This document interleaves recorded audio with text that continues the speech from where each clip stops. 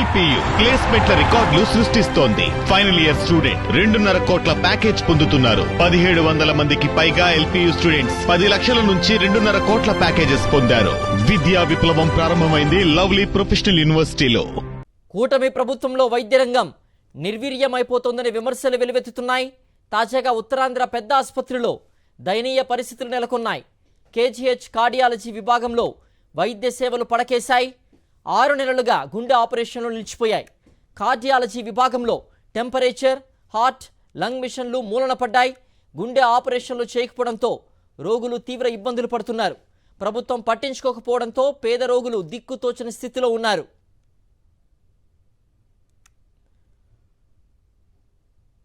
ఆసుపత్రి వద్ద నుంచి మరింత సమాచారం మా ప్రతినిధి అనిల్ అందిస్తారు. అనిల్, కేజీహెచ్ లాంటి హాస్పిటల్లో 6 నెలలుగా హార్ట్ ఆపరేషన్లు జరగకుండా మెషిన్లన్నీ మూలన పడ్డ పరిస్థితి కనిపిస్తోంది. ఇంత దయనీయ పరిస్థితి కనిపిస్తోంది. కూటమి ప్రభుత్వంలో పూర్తిగా ఆరోగ్యశ్రీ సేవలు నిలిచిపోయినట్టుగా స్పష్టంగా అర్థమవుతోంది. వైద్యులు ఏమంటున్నారు? అక్కడ తాజా సిచ్యువేషన్ ఎలా ఉంది? పేషెంట్స్ ఏమంటున్నారు?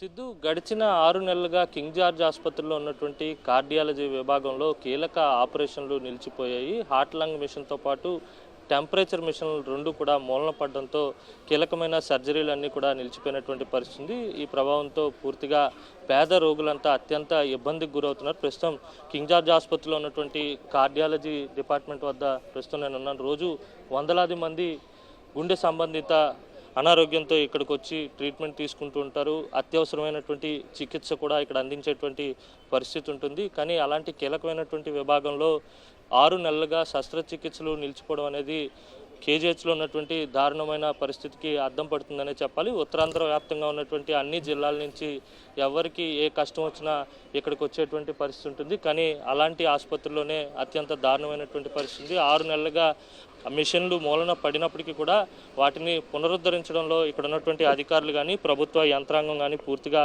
వైఫల్యం చెందిందనేది స్పష్టంగా అర్థమవుతుంది.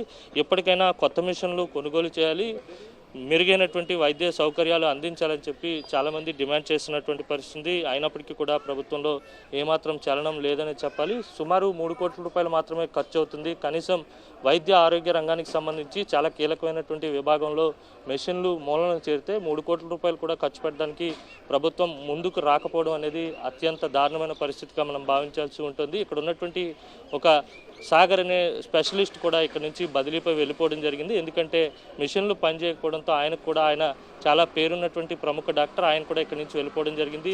రోగులకు తీవ్రమైనటువంటి ఇబ్బంది కలుగుతుంది. ఇప్పటికీ కూడా సేవలను పునరుద్ధరించేటువంటి ప్రయత్నం ఏమాత్రం జరగడం లేదనేది స్పష్టంగా అర్థమవుతోంది. ఓవరాల్గా చూస్తే కనుక రాష్ట్ర వ్యాప్తంగా ఉన్నటువంటి అన్ని ఆసుపత్రుల కంటే కింగ్ జార్జ్ ఆసుపత్రికి రోగుల తాకిడి ఎక్కువగా ఉంటుంది. అత్యవసర సేవలు ఇక్కడ ఎక్కువగా అందేటువంటి అవకాశం ఉంటుంది. కానీ అలాంటి ప్రాంతంలోనే అలాంటి ఆసుపత్రుల్లోనే సేవలను పునరుద్ధరించడంలో అధికారులు పూర్తిగా వైఫల్యం చెందారనేది స్పష్టంగా అర్థమవుతోంది. 6 నెలలుగా మిషన్లు పనిచేయకపోయినప్పటికీ ఇప్పటికీ అద్దెకి తేవాలా, కొత్తవి కొనాలా అనే సందిగ్ధత ఇంకా కొనసాగుతుంది.